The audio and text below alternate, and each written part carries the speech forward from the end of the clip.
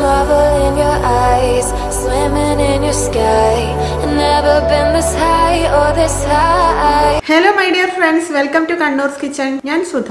എല്ലാവർക്കും സുഖം തന്നെയല്ലേ? പഴംപൊരി ഇഷ്ടമല്ലാത്ത മലയാളികൾ കാണില്ല അല്ലേ? അപ്പൊ പഴംപൊരി പല വിധത്തിൽ ചെയ്യാറുണ്ട്. മൈദപ്പൊടി കൊണ്ട് ചെയ്യാറുണ്ട്, അരിപ്പൊടി കൊണ്ട് ചെയ്യാറുണ്ട്. ഇന്ന് ഞാൻ തയ്യാറാക്കാൻ പോകുന്നത് ഗോതമ്പ് പൊടി കൊണ്ടുള്ള ഒരു പഴംപൊരിയാണ്. പക്ഷേ ഈ ഗോതമ്പ് പൊടിയിൽ ഒരു സീക്രട്ട് ഇൻഗ്രീഡിയന്റ് ചേർത്തിട്ടുണ്ട്.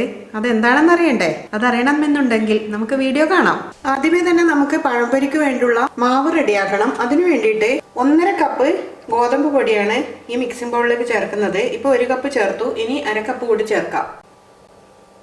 പിന്നീട് ഞാൻ ചേർക്കുന്നത് 1.5 ടേബിൾ സ്പൂൺ അരിപ്പൊടിയാണ്. നമ്മൾ പത്തിരിക്കൊക്കെ ഉപയോഗിക്കുന്ന അതേ അരിപ്പൊടി. അടുത്തതായി ഞാൻ ഉപയോഗിക്കാൻ പോകുന്നതാണ് വളരെ പ്രധാനപ്പെട്ട ഒരു ഇൻഗ്രീഡിയന്റ്, ദോശമാവാണത്. അതൊരു തവി നിറയാണ് എടുത്തിട്ടുള്ളത്. ഈ ദോശമാവ് ഉപയോഗിച്ചുണ്ടാക്കുന്ന പഴംപൊരിക്ക് സാധാരണ പഴംപൊരിയിൽ നിന്നും ഒരുപാട് വ്യത്യാസം ഉണ്ടാവും. അത് ഇതിലേക്ക് ഒഴിക്കാം. പിന്നീട് ഇതിലേക്കൊരു പിഞ്ച് മഞ്ഞൾപ്പൊടി ചേർക്കാം, ഒരു കളറിന് വേണ്ടിയിട്ടാണ്. പിന്നീട് നമുക്ക് പഞ്ചസാര ചേർക്കാം. ഒരു 2 ടേബിൾ സ്പൂൺ പഞ്ചസാരയാണ് ഞാൻ ചേർക്കുന്നത്. പിന്നീട് ഒരു 4 ഏലക്ക ചതക്കി എടുത്തതാണ്, അത് ചേർക്കാം. ഈ മധുരം ഒന്ന് ബാലൻസ് ചെയ്യാൻ വേണ്ടിയിട്ട് ഒരു പിഞ്ച് ഉപ്പ് കൂടി ചേർക്കാം. എന്നതിന് ശേഷം ഇത് എല്ലാം കൂടെ നന്നായിട്ട് ഒന്ന് മിക്സ് ചെയ്ത് കൊടുക്കട്ടെ. എന്നതിന് ശേഷം ഇതിലേക്ക് കുറേശ്ശെയായിട്ട് വെള്ളം ഒഴിച്ചിട്ട് നമുക്ക് മിക്സ് ചെയ്യാം. ഒന്നിച്ച് ഒഴിച്ചു കൊടുക്കരുത്.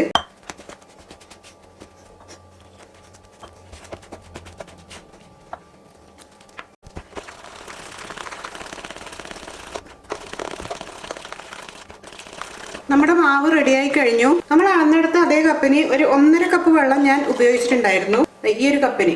അപ്പൊ നമ്മുടെ മാവിന്റെ കൺസിസ്റ്റൻസി ഇതാണ്, കണ്ടില്ലേ? നന്നായി അയഞ്ഞു പോകാനും പാടില്ല, നന്നായി കട്ടിയാവാനും പാടില്ല. നന്നായി കട്ടിയായി കഴിഞ്ഞു കഴിഞ്ഞാൽ പഴംപൊരി ഭയങ്കര ഹാർഡായി പോവും. പിന്നെ ലൂസായി കഴിഞ്ഞു കഴിഞ്ഞാലും അതിന്റെ ആ ഒരു കറക്റ്റ് സ്ട്രക്ചർ കിട്ടില്ല. ഇനി ഈ മാവ് ഒരു 2 മണിക്കൂർ നമുക്ക് റെസ്റ്റ് ചെയ്യാൻ വിടണം. നമ്മുടെ മാവ് റെസ്റ്റ് ചെയ്യാൻ വെച്ചിട്ട് ഇപ്പൊ 2 മണിക്കൂർ കൂടുതലായിട്ടുണ്ട്. ഇനി നമുക്ക് പഴം കട്ട് ചെയ്യാം.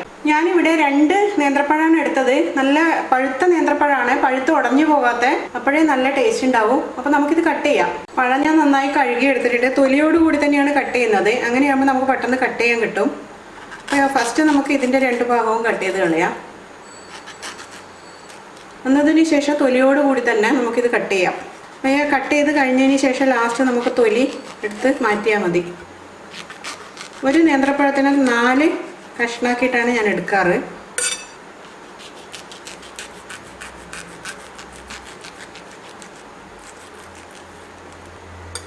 എന്നതിന് ശേഷം ഇതിൻ്റെ തൊലി ഇതുപോലെ നമുക്ക് നീക്കിക്കളയാം.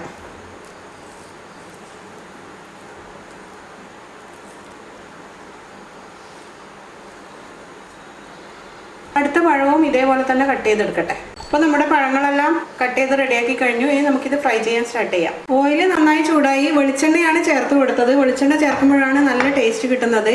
ഇനി നമുക്ക് നമ്മൾ റെഡിയാക്കി വെച്ചിട്ടുണ്ടായിരുന്ന ഈ ബാറ്ററിലേക്ക് ഇതുപോലെ ഒരു പഴം നല്ല പോലെ മുക്കിയെടുക്കണം.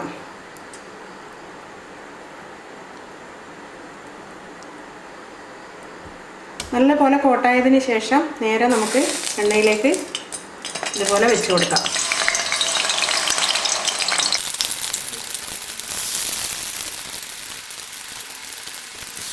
ഇനി ഇത് ഇവിടുന്ന് നല്ലപോലെ ഒന്ന് മുരിഞ്ഞു വരട്ടെ.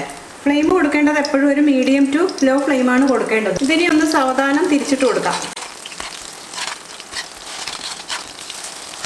ഇനി നമുക്ക് ഒന്നുകൂടെ തിരിച്ചിട്ട് കൊടുക്കാം. ഗോതമ്പ് പൊടി ആയതുകൊണ്ട് കുറച്ചധികം വേവ് കൂടുതലായിരിക്കും മൈദപ്പൊടിയേക്കാളും. അതുകൊണ്ടാണ് 1-2 പ്രാവശ്യം തിരിച്ചിട്ടുകൊണ്ട് നിൽക്കുന്നത്. അപ്പോഴത്തേക്കും നല്ല ഗോൾഡൻ കളറായിട്ടുണ്ടാവും. അപ്പോൾ ഈ ഒരു പഴംപൊരിയുടെ 2 വശവും നല്ല ഗോൾഡൻ കളറായി കഴിഞ്ഞു. നമുക്കിത് കോരിയെടുക്കാം. ഇനി ഇതുപോലെ തന്നെ ബാക്കിയുള്ള പഴംപൊരികളും ഞാൻ റെഡിയാക്കട്ടെ. അപ്പോൾ ഗോതമ്പ് പൊടി കൊണ്ടുള്ള പഴംപൊരി, വളരെ ടേസ്റ്റിയായ പഴംപൊരി റെഡിയായി കഴിഞ്ഞു. ബാക്കിയുള്ളത് അവിടെ ഫ്രൈ ചെയ്തുകൊണ്ടിരിക്കുവാണ്. അപ്പോൾ ഇതിനും മൈദപ്പൊടി കൊണ്ടുണ്ടാക്കുന്ന പഴംപൊരി പോലെ തന്നെയാണ്, നല്ല സോഫ്റ്റാണ്, നല്ല ക്രിസ്പിയാണ്.